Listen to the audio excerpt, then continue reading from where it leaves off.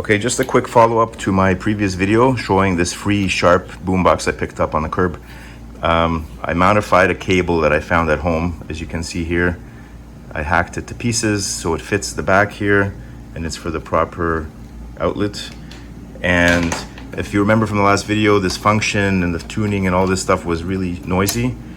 So I brought the Oxit. I'm gonna open this up. I got the right screwdriver now. And we're gonna try to get in here because I don't think spraying this is gonna help from the outside. So I'm gonna open it up and try to get at this from the inside. Hopefully I don't have to disconnect any wires and it'll come out pretty easy. But we'll see.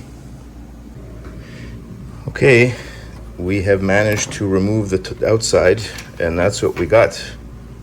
It's a little bit of a dust ball in here. We're gonna have to clean it up. But as you can see, lots of access to all the parts here. There's a huge tuning wheel. It looks like this part here attaches to that wheel there and turns it. It kind of grips onto there and moves this thing around. What is that, the big wheel? Yeah. And then there's the fine tuning, which is this knob here. So hopefully I didn't pull anything out that shouldn't. I don't know where exactly the end of this goes, but I should be able to just unscrew one more grounding clip there and then the whole top will be off. And then we can start cleaning this up. And I have access to all these, you see, directly into there. And even this thing I should be able to pull off and get right in there and give it some good deoxit to clean it up in the inside. And hopefully it will work.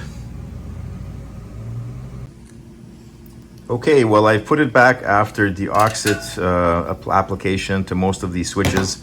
Unfortunately, I ended up breaking off this guy, and I'm talking about the little piece inside there that was actually connected to the switch, broke off. So this won't slide back on. There's nothing left over there. But if you look carefully inside the hole, you'll see there's a little metal tab there. This little metal thing in there, and I'm able to switch it like this and turn it on. I just turned it on. Turn it on. Okay. So I can still operate the radio using this thing, and I can turn it off. That's F mono, one more off. It sucks, but that's the only way I can do this now. Radio works a lot better. I can hear out of both channels evenly. It doesn't snap, crackle, and pop anymore. We can even record from the radio. I'm gonna try to find something that doesn't content match to YouTube. Anthology 2 album, which drops in September. Okay, let's go. A song born from real love and persistence. Julian says it was inspired by the idea of showing up fully and without hesitation. I like that. I'm JJ Laborde in for Angeline Tedawale, and this is The Block. Still to come, speaking of inspiration, the story of a dream that the godmother of hip-hop, Sylvia Robinson, had back in 1970, and how that dream inspired the anthemic sound behind a Jay-Z classic. Go back to radio. Let's rewind and play. Showing up fully and without hesitation. Song born from real love and persistence. Julian says. See, let's try this deck here. Here. Inspired by the idea of showing up fully and without hesitation. I like that. I'm JJ Laborde in for Angeline Tedawale, and this is The Block.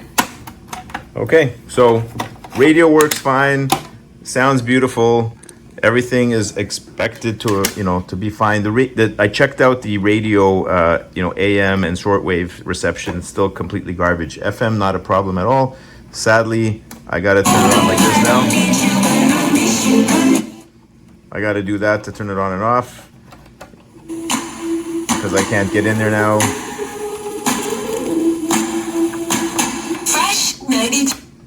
But other than that, it works a treat. It's just very disappointing because of this stupid thing. And unless I find another unit like this or some kind of a switch that's working with this inside, it's a very long switch with multiple contacts, and it connects them all in some kind of special order when you slide the 3 switches, right? Because it's all connected. That's very difficult to find an exact copy of that. There's at least about 8 or 9 contacts in pairs going all the way along. I don't know, I've got to test out every single pair, which one connects to what in each position, where the continuity is. And even if I did figure that out, it would be hard to duplicate unless I knew exactly how it's configured inside, and I'd have to get an exact copy of that. So for now, we'll leave the switch in as it is, and I'll just use this to operate the radio. It's not so difficult to do.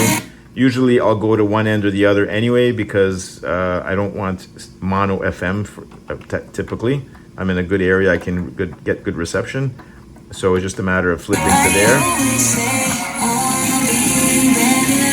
or off to get the tape to work.